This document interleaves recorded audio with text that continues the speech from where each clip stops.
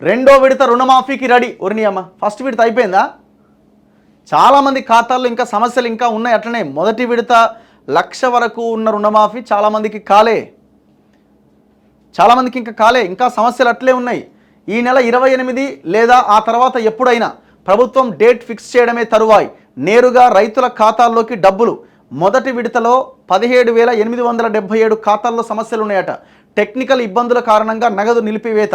రాష్ట్రానికి సమాచారం ఇచ్చిన ఆర్బీఐ త్వరలోనే వారందరి ఖాతాల్లోకి పైసలు. వ్యవసాయ శాఖ మంత్రి తుమ్మల వెల్లడి.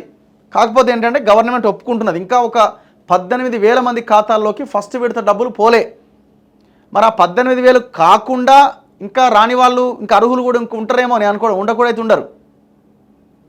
మరి ఇది ఫస్ట్ మీరు ఈ డేట్ ఫిక్స్ తర్వాత చేద్దరు, కానీ ఫస్ట్ కంప్లీట్ కానివ్వండి. మొదటి విడత పర్ఫెక్ట్గా కంప్లీట్ అయిన తర్వాత సెకండ్ విడత రిలీజ్ చేయండి. ఈ గందరగోళాన్ని పక్కన పెట్టండి దయచేసి. మళ్ళీ ఇంకొకటి ఏంది, మీరు రాహుల్ గాంధీని తీసుకురావాలని మీరు ఏదో ప్లాన్ చేస్తున్నారు. 2 లక్షల రుణమాఫీ మొత్తం అమలు చేసిన తర్వాతనే రాహుల్ గాంధీని తీసుకురండి. అప్పుడు మీటింగ్ పెట్టుకుంటే దానికి ఏమైనా అర్థం ఉంటుంది. ఎందుకంటే ఇప్పుడు మీరు కామెంట్ సెక్షన్ ఆన్ చేసినా అదే పెడుతున్నారు, మాకు రుణమాఫీ కాలే మాట్లాడవేంది నువ్వు అని అడుగుతున్నారు. మొన్న మా అనిల్ కాల్స్ తీసుకున్నా కూడా విపరీతమైన కాల్స్ వస్తున్నాయి. మాకు రాలే మరి ఎందుకు రాలే ఇంతమందికి? ఇది నెంబర్ 18,000 లేకపోతే ఇంకా ఎక్కువ ఉన్నదా? మీరు ఈ రుణమాఫీ పర్ఫెక్ట్గా చేయకుండా మీరు రకరకాల కండిషన్స్ పెట్టి రైతులను ఇబ్బందులు పెట్టి వాళ్ళకి రాకుండా చేస్తే ఆగమైపోతారు మీరే. అప్పుడే సంబరాలంటే జనం దీన్ని డైజెస్ట్ చేసుకోలేరు.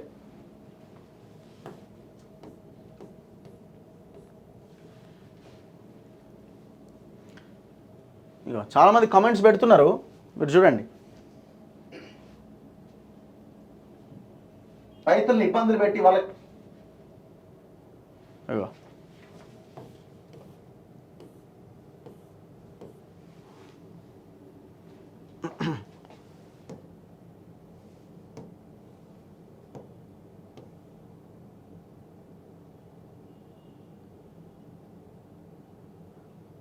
రుణమాఫీ ఏమైంది మాట్లాడు రఘు అని అడుగుతున్నారు.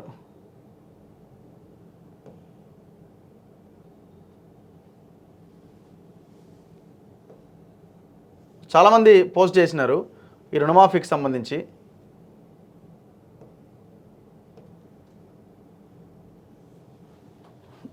సో మనం ఇవాళ ఈవినింగ్ వీలైతే ఒకసారి కాల్స్ కూడా తీసుకునే ప్రయత్నం చేద్దాం, ఇన్ కేస్ అసలు ఎవరెవరికి రుణమాఫీ అయింది, ఎవరికి కాలేదు ఏంటి అన్నది.